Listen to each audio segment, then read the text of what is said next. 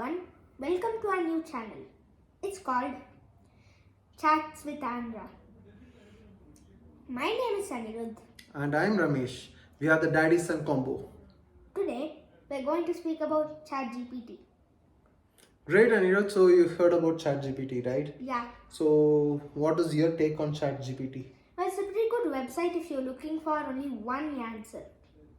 Can you elaborate more?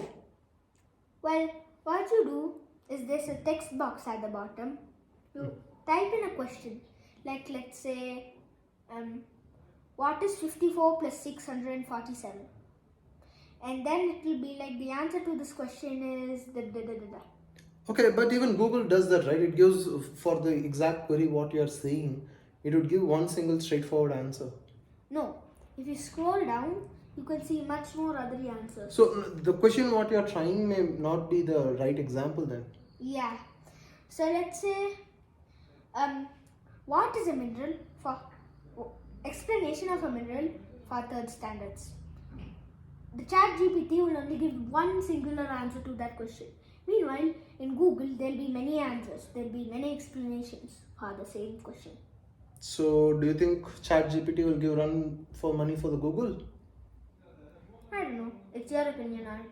If you only want one answer to the question you're asking, then ChatGPT is for you. If you want many different answers, then Google is for you. Okay, that's a good, interesting take. So, do you like ChatGPT? That's a very interesting question. I love ChatGPT because it is able to understand what I'm seeking, right? It has some kind of a knowledge about it. And the better thing, it remembers the context. You can do like chatting. Yeah. It's like if you ask this question and then it'll give an answer. Let's say, what is m plus a plus t plus h if a is equal to 1 and b is equal to 2 and so on and so forth. It will tell the answer it will be equal to 42. So, if you ask what is s plus c plus I plus e plus c plus n. You forgot the spelling for science. Yes! It's because I'm adding so much pluses, it's hard for me to remember. Let's say, what is science? In that same context with the pluses. Mm-hmm. It will give the answers, but we don't actually type in if A is equal to 1 and B is equal to 2. It will automatically adapt to the question you asked before and then it will automatically give the answer. All right. So here is another ethical question, right?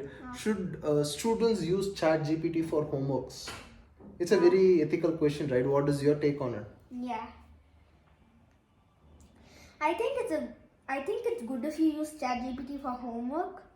Since in Google there will be many different choices and it will be hard for you to think which one you're supposed to use. But in ChatGPT, since it only gives one answer, you can just take that one answer and edit it to do the work. But in that particular case, it is something like you are not doing your homework, right? Yeah, it's like the AI. The system is doing, the AI is doing the work. Yeah. So is it right? Is it correct?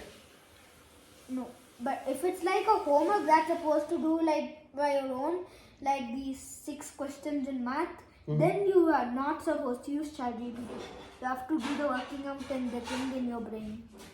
Okay, but especially if it is something like a research-oriented thing which you are supposed to do, Then you are you anyway can going to rely on Google to do the research. Yes. So instead of relying on Google, you can rely on ChatGPT to do that. Yeah.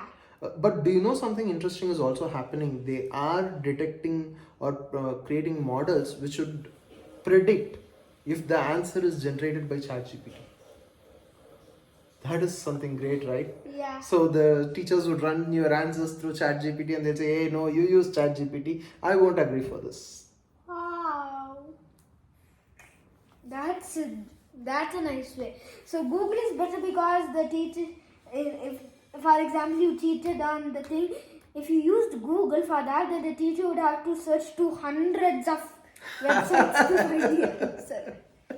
Okay, that's a good point. But I think, the future is basically like AI is always going to be traveling along with us, along with us. It is more like our extended brain.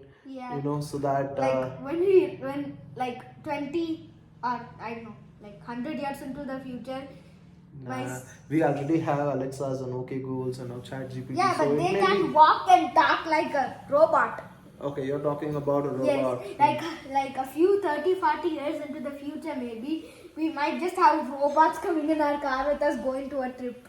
Yeah, maybe Or the maybe we just might have No, the AI might be already driving the car. yeah. Tesla is already doing it, right? So AI might be already driving the car. Yeah. Oh, wait, I didn't realize that you already have the technology for a computer to make a car ride. Yeah, you don't know that? I didn't know that. Oh, Tesla has auto driving mode. Yeah. And even a lot of other car Oh makers yeah, are coming. I remember your hand. You don't even have to hold the steering wheel. You can just watch and the car will slowly move. Correct, yes. And you can use summon so that the car comes from your parking lot to you where you're standing. Yeah. So yeah, definitely the future is going to be pretty interesting. But that's a talk on ChatGPT. Guys, see you tomorrow. See you next week. Bye. Bye.